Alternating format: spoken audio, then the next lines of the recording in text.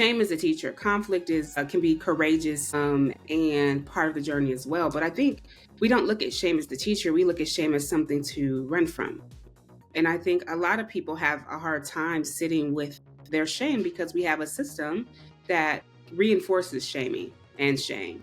And Bell Hooks says that shaming is one of the deepest tools of imperialist, capitalist, white supremacist, ableist patriarchy because shame produces trauma and trauma produces paralysis.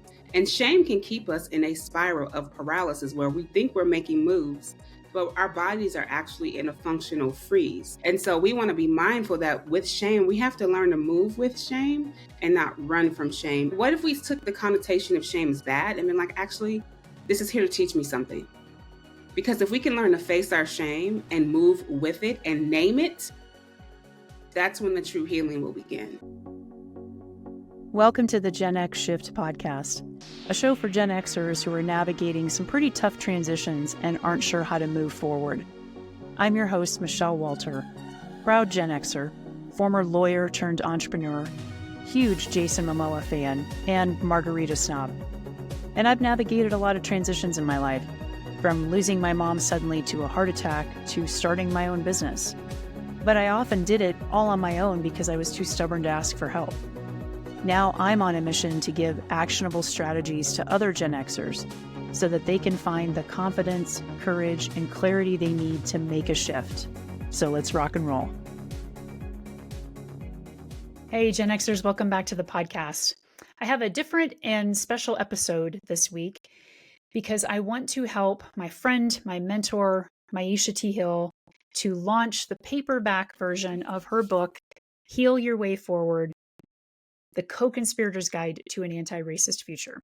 I had myisha on the podcast back in episode 21, so I invite you to go check that out where we talk more about her background. We talk about things specifically with respect to Generation X and why they might want to check out this book.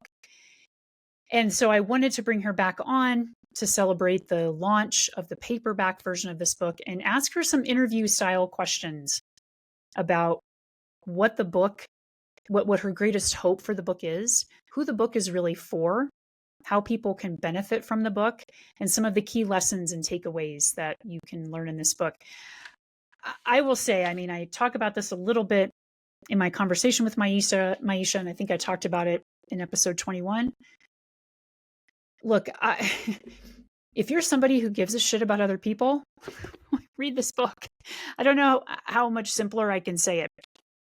I really believe that fundamentally, most of us, are really good-hearted, loving, caring human beings who want to help make the world a better place. Is that you? Does that sound like you? If so, this book can help you do that.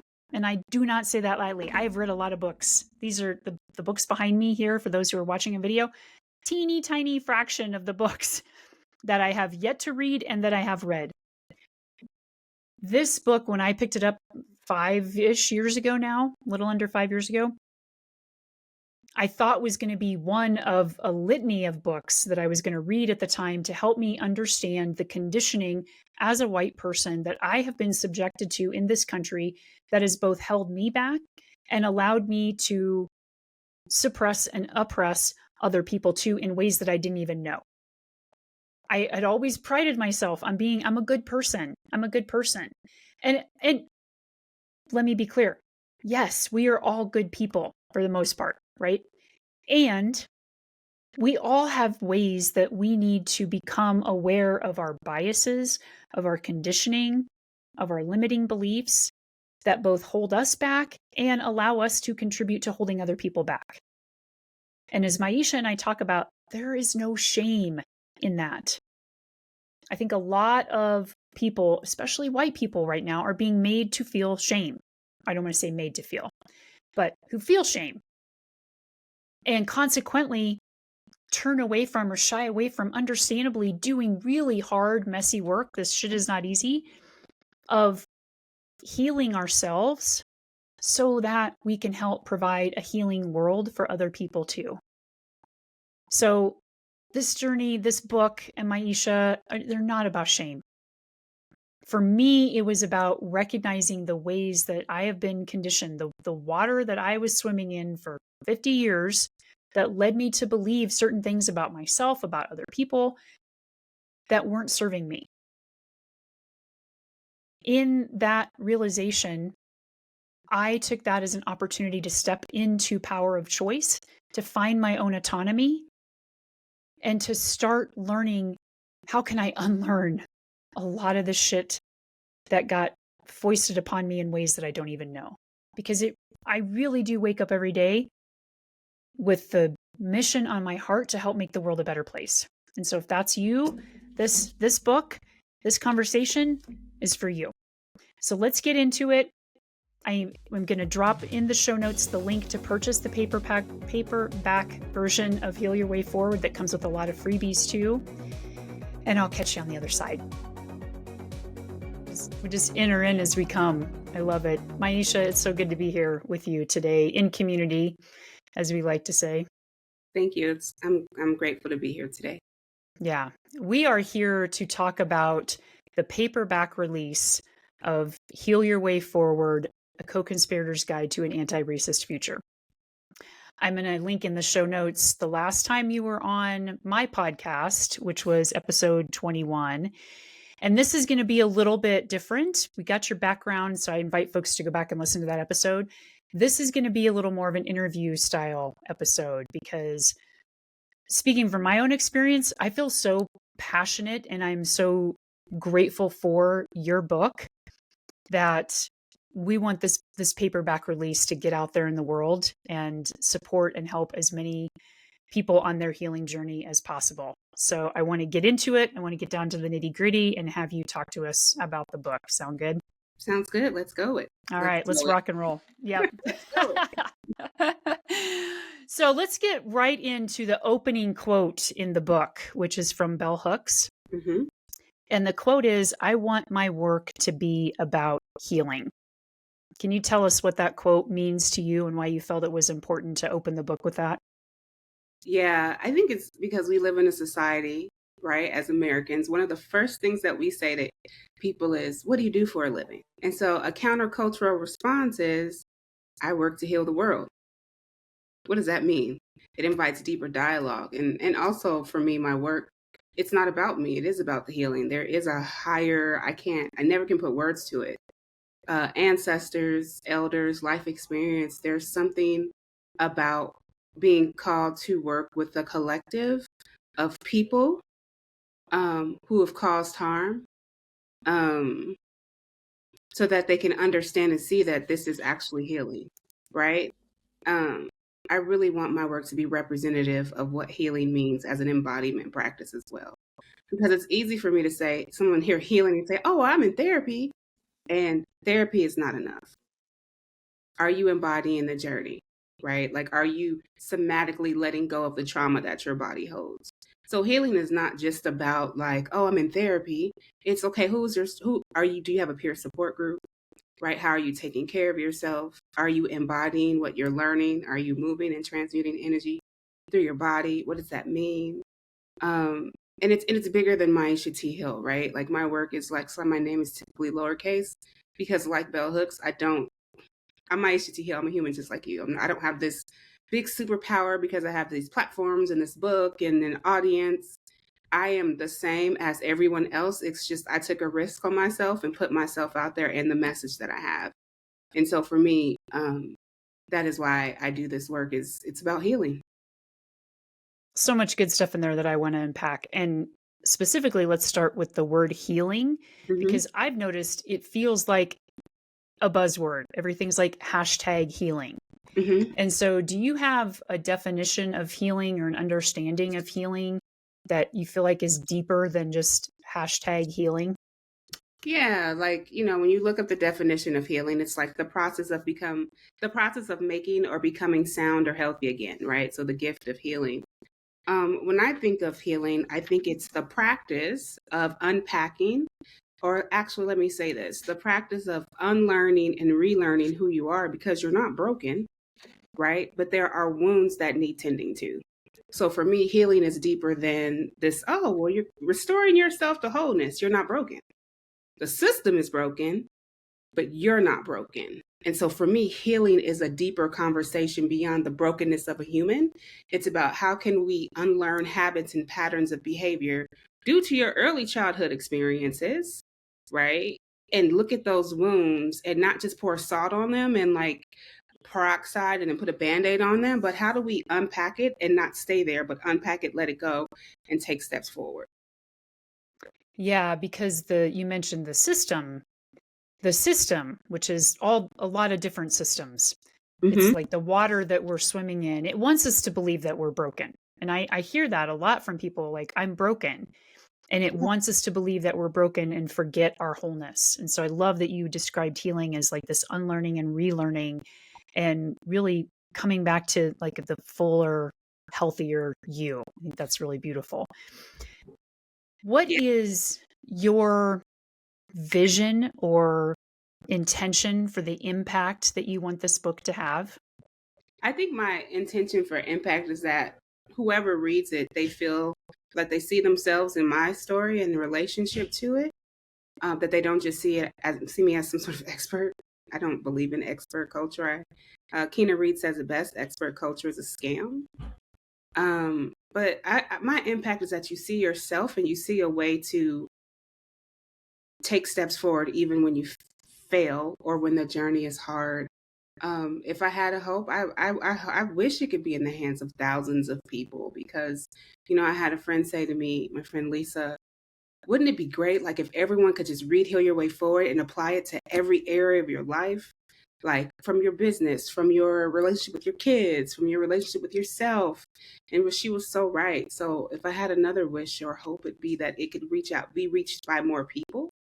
Um, and more people would share it with people that they know. Give it as a gift. Give it to the coworker that thinks they're your supervisor. Like give it away. That would be incredibly. That would get the message out a lot further than me having to do all the work. Yeah, I bought the pre-release of the paperback for my neighbor as I was telling her about it. So that notion of just getting it into the hands of thousands of people, I deeply believe in that myself because I've talked about in the intro how transformatively healing I feel this book has been for me. And so I Mm-hmm. share that vision of getting it in the hands of thousands of people. And who is the book really for? Who are these thousands of people that you hope it gets in their hands? I mean, my publisher would say it's for white people who are For those struggling. who can't see, there's an eye roll going on right now as you say that. Typically, I have a predominantly white audience. My predominantly consumer base are white folks. So typically, it would be white folks at any age of their journey. Um, white men. There are men that are like, I read your book and it's so enlightening, and I'm like, what? So white men, white women, white teens, not kids, but I can make a kids version if enough people request it. Mm, Um, but yeah, predominantly white audience. Audience is between like 25, I would say 25 and older. hmm Because at 25, like you're just now like emerging into that, like, who am I? You know what I mean? Like, it's definitely a book that someone in high school would read and be like, yep, she's right. Because this generation is just so like aware. They would have a deep understanding of it. But I definitely believe it's just for a white audience. It's for a white audience, but I've had a lot of people outside of white folks read it and be impacted by it. Yeah. I don't really believe in regret, and I believe we all learn lessons that we learn and we're exactly where we're supposed to be. And I wish I'd had your book when I was 25. Oh dear God, Mhm. how different my Yeah, life life and would journey would have been. have been. Yeah. Why is it so important? And we'll just take white people, even though I believe, as I think you are saying there, that this book really is for everybody. But why Mhm. is it so important for white people to read this book? Because white people treat liberation work like a job. I'm moving away from social justice language, so I do not say anti-racism as much as I don't associate with that because It gives you a label as a white person to over-identify with, and when you over-identify with the label of anti-racist, you perform. So you get the bumper stickers, the signs in your yard, but you don't have relationships with people, Black and Indigenous and people of culture. And so for me, anti-racism work, or I'm doing my anti-racism, you get to treat it like a job. So when you treat anti-racism work like a job, the moment you get tired and fatigued, which I'm really excited to talk to my friend Dr. Joseph Flynn about. His book is called White Fatigue. It's a really good book. Oh my God, I get to talk to him tomorrow on the podcast. I'll make sure and put that you, in the show notes. yes, when you get fatigued, you ghost and you disappear and you pick it up when you want to and you put it down. And so I try to stick with the lens of liberation, because anti-racism work is healing work. Because if you are only learning that I'm an intersectional feminist and I voted for Kamala Harris, how even saying it, it's just, I can't, it makes me laugh because literally I wish some people could see my face when I read some of the posts sometimes on social media. And I'm just like, wow, you all are really over identifying with this label, right? Like, so it's like in 2020, everyone, here's the best reason. In 2020, everyone took all the workshops, learned all the buzzwords. DEI is now gone, which 80% of white people benefited from those DEI jobs. So that's a whole White different women. conversation. And they were white women. Won't go there either. And now everyone is crashing out, Michelle. Everyone is freaking out because they're like, oh my God, how is this happening? How did we let this happen? How did we not vote? We voted and we organized, but you didn't listen to Black women because we told you what would happen. And so people in white bodies to sit with the grief that they're navigating in this season of a crash out and really like see this work as healing work, to take the invitation and say, okay, wait, it's not just about the present moment. And I went to myisha T. Hill's workshop and voted for Kamala Harris. And I read my baby, anti-racist baby, and my bookshelf is diversified. That's nice. But have you ever considered your early childhood environment, how you probably were never raised around Black and Indigenous folk, and how your family never had Black and Indigenous friends? And maybe in your lineage, your family came here from another country and had to assimilate into whiteness, and how that's impacted you in your journey. And now that journey impacts your children. So when I talk about this as healing work, we have to look at all the patterns of behavior that have been epigenetically passed down through the generations so we can work fully on ourselves and integrate ourselves as liberated human beings and not social justice artificial intelligence. And when I say social justice artificial intelligence, I mean that you can say all the buzzwords, intersectionality from the back of your head, and yet you're still wasting your time calling your mom out for not taking the journey with you and not actually getting curious with her and asking her questions about her childhood and her relationships and how she and her family felt about Black and Indigenous folks, so that you can see if those patterns exist in your current reality. And I think, Michelle, like I felt a tone shift because no one wants to do that work. It's too hard. I even the other day had a woman say, oh my God, this is so hard. I mean, and it was just like, oh my God, this is just so hard. I don't know how I can do it. And I said to her, imagine being Black and sitting in rooms with groups of white folks who sometimes don't even believe in what I'm saying right now, or just like, oh, you're overreacting. Okay, you can ask trauma therapists about epigenetics. You can look up epigenetics. And your epigenetic markers are passed down behaviorally. It's in your DNA, and sometimes they turn on and sometimes they turn off. So my whole bloodline has disposition for diabetes. I don't have diabetes. It has not turned on. Now, if I don't start taking care of my health at my age, it can turn on. I just love Oreo cheesecake so much. But it's okay once in a while to have a cheat. I've been having it every day for like 3 days. Maybe that's why I can't sleep. Yeah, that was just fire right there. And one of my big takeaways from that, and I'll speak as a white woman who is on this journey and screwing up all the time, mind you, is that number one, we try to intellectualize it. And number two, we try to do it by ourselves from that intellectual place. And what I hear you saying is that number one, you said this earlier, we have to come back to being embodied in the work. So I want to talk about that. And number two, we also need to do it in community. Yeah. So talk first about what is like embodied is sort of a strange word for some people. They don't know what that means. So talk to me a little bit about what embodied means, especially in the context of doing this kind of healing work. Sure. So when I say embody, think of me saying in your body, right? So that means that we know, I believe it's Dr. Vessel Vandercook. I might be wrong. He wrote Yeah, the it's book, a mouthful last name. Yeah. yeah, the body, or he told us that trauma lives in your body and you can actually move trauma out of your body and it requires movement. And it's the law of physics, right? Nothing happens until something moves. And so the trauma can stay in your body if you just take in information from the head up, but you're not moving it out of the body. And you can do that through dancing, walking. One of my good friends has a coaching business where he walks with his clients on walks and talks, and he does it with intention to help them move the energy of what they're talking about out of their body, so they have a sense of relief. It's really doing different somatic practices to help you transmute the verbal word or the ideas that are in the head. And so an example of that could be EFT tapping, right? So you're a white person on the journey and maybe your head is just overwhelmed. You could just tap your third eye and say, even though I feel overwhelmed, I'm taking steps to heal my way forward. Even though I feel overwhelmed, I'm taking steps to heal my way forward.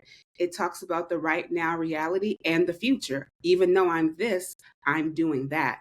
And so somatic practices, we got breath work, we got yoga, we have mindfulness, we have meditation, we have dancing meditation, you have ecstatic dance, you have just going to the club and dance. So there are so many different ways to embody the journey and move all of that through your body. And I think that's why therapeutic practices such as EMDR therapy, which is, I think, eye rapid movement sensitization, or I just was at a training and they called it brain spotting, right? Is another form that could be a somatic practice. And it's it was explained to me is essentially you're with the client's chatting, and then they might stare off for like 5 minutes. You just ask them specific questions. What are you thinking about? Where are you? And help them come back to the body. So there are so many different ways to move us from intellectualizing and disassociation by embodying and moving with the journey. It's why in some of our community courses and workshops, we try to start with a mindfulness. We try to embody a bio breaks, dance practice, and our agreement is show up as you need to. So I've taught workshops and I've seen people painting, sewing, journaling, drawing, because what they're doing, they are paying attention, but they are processing it out. And what I notice is the ones I've seen processing it out with creativity tend to stay more in the work and engaged than those who just come to a workshop and leave. Yeah. Excuse me, because everybody's nervous systems are different too, right? Yeah. So when we say come into the body, for some people that might look like writing or drawing or doing Yes. something more creative to be able to Yep. process that. Yep. And another thing my friend Dr. Yolanda Renee talks about is scripting. Like write who it is you want to become. I think in one of our newest courses, it's who do you need to become? And a lot of people say you start with I want to become, and then you put your name. myisha is, and you re-script the new narrative. So yes, journaling, there's so many ways to embody this practice. It's not a one size fits all approach. Yeah. One of the biggest things I loved as a white person reading the book is how it takes you through how white people are carrying trauma. I think everybody is carrying trauma. That's a different conversation. Yeah. And coming back to the epigenetics that you talked about, what that means is that trauma gets passed on through our genes, generation to generation. And we can kind of turn those genes on and off. And so I love how the book walks through the trauma that white people do have and how it's possible to heal that so that we can create a more liberated future for everyone. So talk to me about the shame that can come up for so many white people and the shame that's being perpetrated right now by some people in our country around doing this kind of liberation healing work. People are being made to feel that if they're doing any type of anti-racism or anti-privilege or liberation work, that they need to feel shame over their past and where they've come from. And I think you address shame beautifully in the book. So talk to me about the role of shame and how white people can can turn toward their shame and not let it derail them. Sure. I just want to share something really quick. You had said about trauma. I think one of Mm-hmm. my favorite TED Talks is trauma not transformed is trauma transferred, right? Mm. So if you don't like transform and transmute your trauma, it transforms and transfers to future generations. And so hearing you talk about shame, shame is transferred, right? But shame's role is a teacher. Everything that I feel like almost there are so many different things that we experience on this journey: shame, conflict avoidance.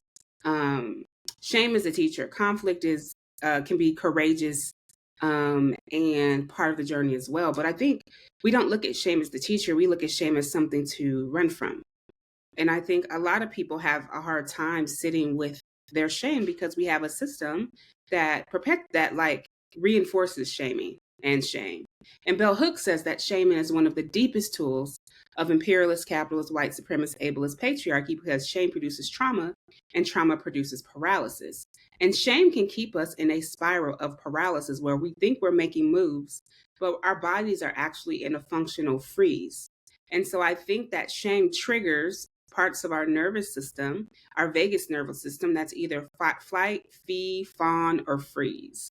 And so we want to be mindful that with shame, we have to learn to move with shame and not run from shame. And shame, like, what if we took the connotation of shame as bad and been like, actually, this is here to teach me something? Because if we can learn to face our shame and move with it and name it, that's when the true healing will begin. But right now, I think everyone is in a freeze, functional. Your body doesn't know what to do because you have not only your country, I don't know where, it feels like a movie. I feel like we're living in one of those dystopian movies in real Yes. time. So Yep. you have the dystopian country we live in. Then you have other countries and other countries' citizens taking out their grief of the country with the citizens of the country. So then you have the infighting with the citizens of global countries because of one country. Your media is state sponsored, dysregulating your nervous system all the time. So it's like, fuck, you're getting shamed left and right. If it's not on social media, it's through the TV. If it's not through the TV, it just doesn't stop. And so you have to give yourself permission to say, I'm gonna feel this way, I'm gonna get out of this freeze, and I'm gonna face my shame. I'm gonna name my experience right now as shame. And then I'm gonna sit with it. I sit with it for 24 hours and then find myself some sustainable solutions to go forward.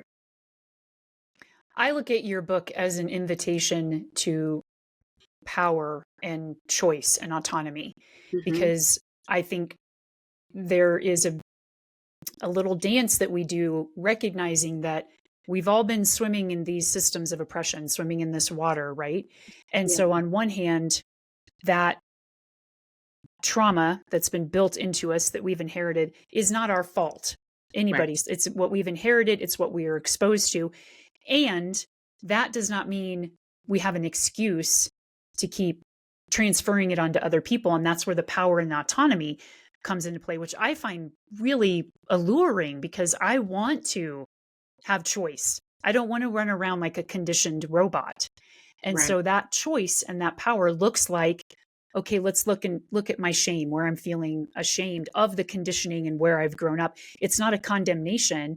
It's an invitation to find your Right. power and choice. I And love that's that. what It's not a condemnation, it's an invitation.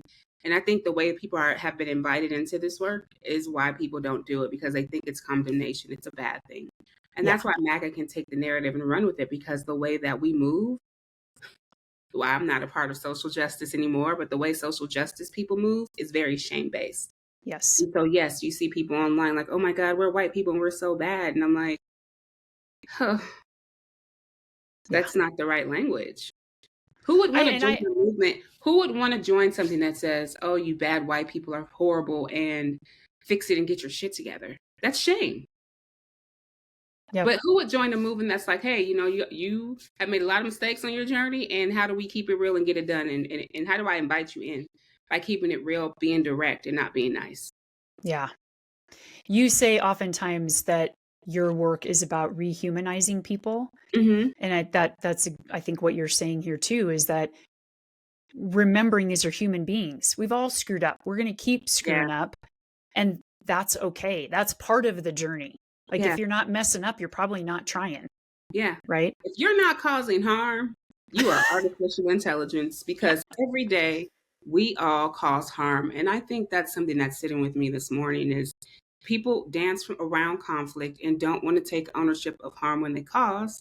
So they will run and in some ways blame you for the harm because they don't want to sit and face themselves. And so to your point, like shame is wow, such a deep wound. Is there a practice or tip from the book that you can give to somebody a white person who is feeling paralyzed because they're in so much shame that they don't want to do this work and aren't aware of the benefits of it? Is there something that you could give them that will allow them to kind of step into this a little I bit? would I would say give yourself 24 hours and walk away. Like a physical walk. Like so Hmm. there's a do now. This book has like do nows and it's like take a self-compassion break. If I could add a new one, it'd be like go take a walk. Do now, go take a walk. Sometimes you have to walk away from something and get a fresh perspective. And so what I try to practice, my aunt Lemitra taught me this years ago, is that baby, when you fall on your face, you got 24 hours to grieve it. Because if you sit with it too long, you're not going to get back out of it. You're not going to get back out of it. You can feel every negative emotion you want to feel, but after 24 hours, visit it again, find the truth in the story, maybe take a walk and watch it work itself out. Yeah.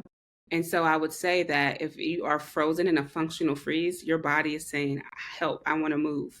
Help, I need to get unstuck. I realized I was in a functional freeze and I had actually got a vibration plate. It's this like little plate that shakes you. I saw it on TikTok. Oh, cool. But when I was trying to recover from long COVID, I would get on it and like just to have some energy shifts in my body. And so, yeah, go for a walk, use a vibration plate, drink some cold water. There are so many strategies you can do, but I would always say give yourself 24 hours to clear your head and then come back to it. Because I think a lot of people who are on the journey, like if they're in a freeze, you're not aware that it's a freeze until you hear it, until you're like, oh my God, I'm frozen. Yeah. And that's a big point to drive home about the book is that this isn't just sort of lofty principles and philosophy that you're talking about in the book. You have actual tangible strategies and things that people can do to Right. face their shame, to heal through the grief, which is going to come up. Grief just means you're on your journey, right? There's Yeah. nothing wrong with grief either. And so I really want people to take that away is that this is kind of a manual. Like there are things that you can actually do on your journey. And one of those that you recommended, which I really took to heart, was so many white people who want to be like the good white person, like wear the t-shirts. What was it? The wristbands that were out that people were wanting Oh, to the wear a blue while back. bracelet? I made Yeah. a bracelet. I actually have a whole business on bracelets, but we haven't launched it yet. But there was some kind of blue bracelet that Yeah, the that blue white bracelet. women, yeah, were wanted to wear saying, I didn't vote for that. Like that's kind of the performative action that you're Yes. talking about. Yeah. Anyway, I digress a little bit, but one of the tangible actions that you gave in the book was as white people start this journey and we want to do all the things and we want to be good people and we want to try not to cause harm, we can get very overwhelmed and try and follow all the educators, read all the books, do all the things. And one of the tangible things you recommended is to niche down your journey. And you recommended finding like one educator, Black educator to follow, to get in community with and do that for a while, like 3 months or something, and then maybe find another one. I found you, was going to niche down with you for 3 months, and that was like 4 or 5 years ago. So talk to us about the importance and what you mean by niching down your journey when you're on this kind of healing path. I think it's important to niche down your journey on this path because if not, you'll get overwhelmed. And so for me, it came in 2020 when I started seeing people saying, oh, I just came from such and such's workshop and now I'm in yours. And I'm like, oh, you guys are over consuming. Oh my God, you're human. And so that practice is essentially, they're 90-day sprints. If you work in corporate, when your team takes a 90-day sprint, it's focused. And so for 90 days, you work with one specific educator or community, you read one book, you listen to one podcast, and you support one organization for 90 days. And it can all be super interconnected. So let's say you want to do something with disability justice. You want to learn about disability justice. So for 90 days, you're going to find yourself a disability justice advocate. You can maybe Mary Fashik. And then you'll find a book. There's a book out there called Care Work. Talks about disability justice and webs of care. Then you want to find a podcast maybe on disability and justice. Then what's the disability nonprofit you can support? And maybe you can't support it financially, but you can spread the word that they exist or go on their volunteer calls and support them. And you do this for 90-day cycles.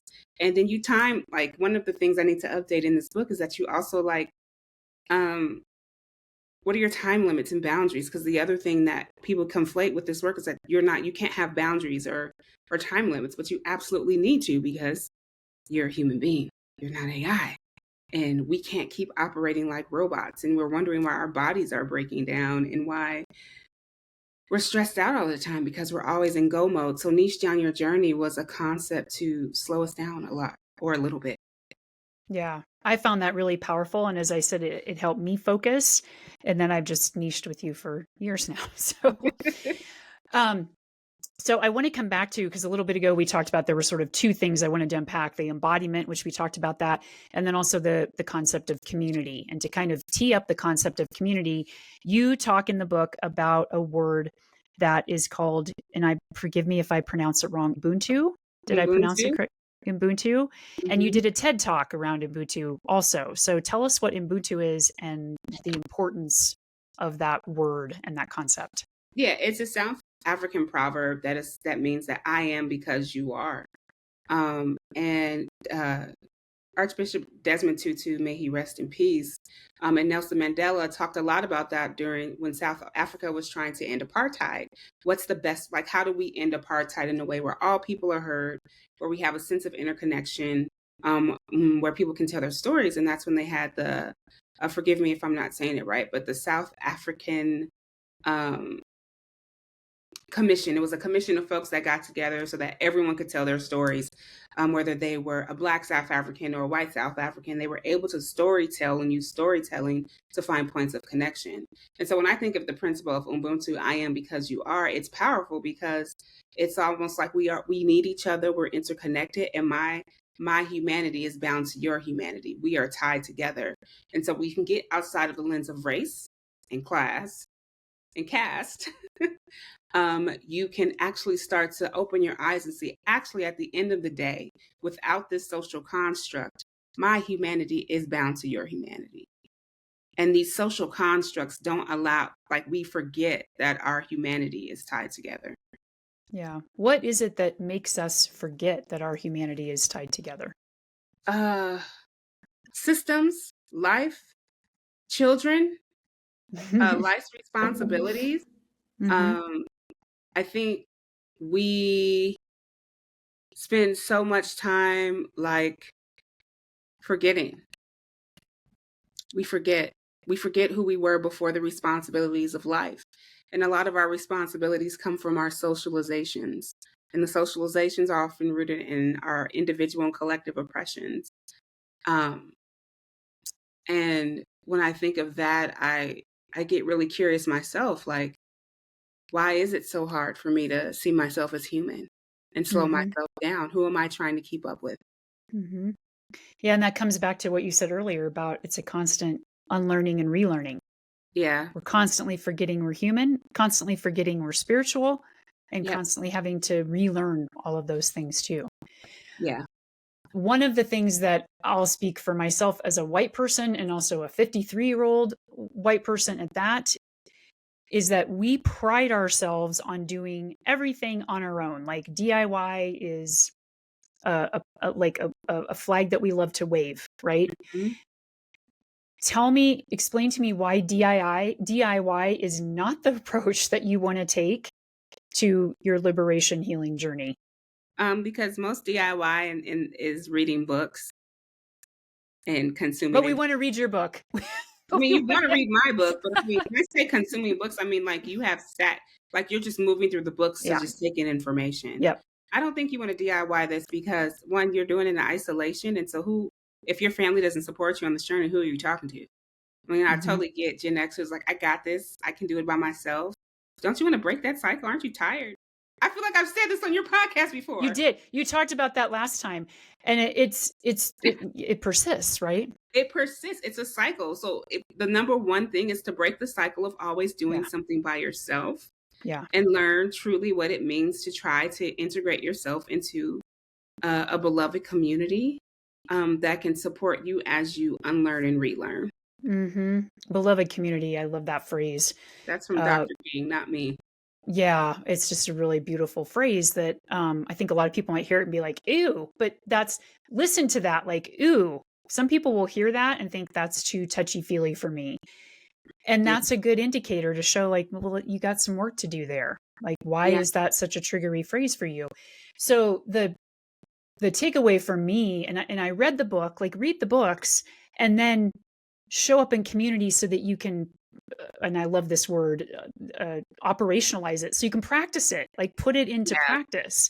So you're not intellectualizing it, so you are embodying it. And being able to read the book and then come into community to play these things out is where it gets messy. And that's where people start to burn out and get afraid that I've caused harm, so I'm going to check out. And Yeah. then that leads to ghosting. And you talk about ghosting in the book too. So what does ghosting mean when we're talking about our liberation journey, and how can we sort of stop ghosting from happening? Yeah, so I took ghosting from the dating world. It's basically a dating term, like when you're really into someone and they just kind of disappear on you. You don't know why. You don't know what you did. So I stole it from the dating world. And can you ask the last half of your question again? Yeah, just explaining what ghosting is, which you just did, and how we can stop ghosting our liberation healing journey. As a white person, you would have to be in conscious awareness. It's the only way you can do it, because you all don't have to look. You can look away. And one look away, I feel like I've said this before here, one look away takes you so off the trajectory of your journey that you could be 6 months down like, oh shit. Or I don't know if I can curse here, sorry. Yes, you can. Oh, It's okay. pest friendly podcast. Or like, somebody gets murdered and it comes on your screen and you're like, oh, I stopped going to that book club, or I stopped participating in this group that I'm in. So you ghost. The only way to not ghost is what has worked for almost everyone I know is that they put it in their calendar for like 10 minutes a day. Check on my liberation journey. If you work a full-time job, you got 2 15-minute breaks and a 30-minute break, or you have an hour lunch break and 2 15-minute breaks. Take a walk, listen to a podcast, take a walk, look at a live. Like, there are so many ways to stay engaged. I think you have to make a conscious choice not to ghost. Ghosting is conscious, because when someone is dating you and not into you, they make the choice. They've decided to ghost you, right? Like, so unless you are in conscious awareness that it's happening, like, you won't even realize it. So stay conscious. That ties back to what you said earlier about not treating healing and this liberation journey as a job. Mm-hmm. Because if we're treating it as a job, it's just one more thing we have to put on our to-do list every day. And then it's easy to just let it slide off. We're really talking about changing the way we move and act and be in the world. It's a way of life. Yeah. Right? Yeah. Yep. Are there some things that people can watch out for, some kind of telltale signs that you're fixing to ghost your journey? Because we run on autopilot so much, I would say the first sign would be the feeling that, like, if you use your body as information, something is off, but I just don't know what it is. Yep. Because we're on autopilot, that means we're just mindlessly doing things most of the day. But if you have a feeling as you're mindlessly doing something, that something just feels off, and I can't put a finger on it, it could be that you've ghosted your journey. Yep. That lands for me. That's an absolute telltale sign, for me at least. Yeah.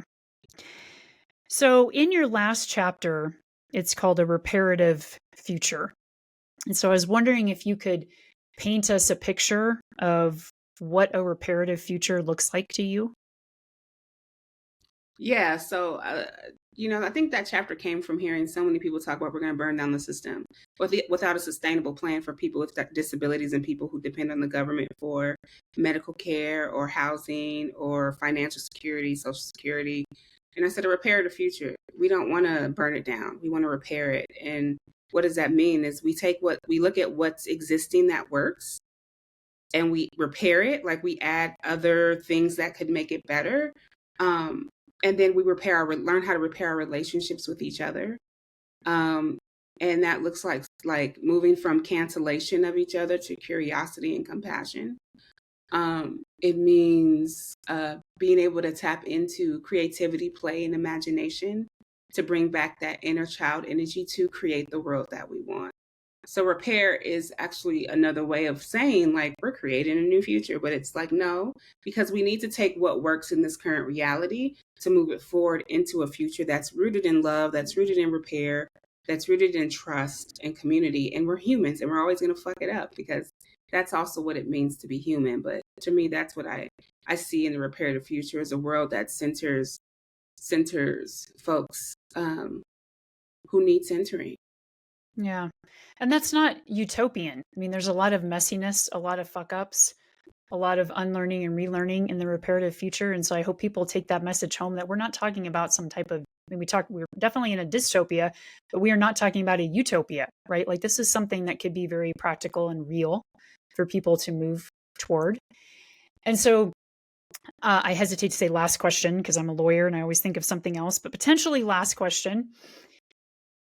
I really want people to understand what is in it for them with this book. So, what are the benefits? Why would somebody want to read this book?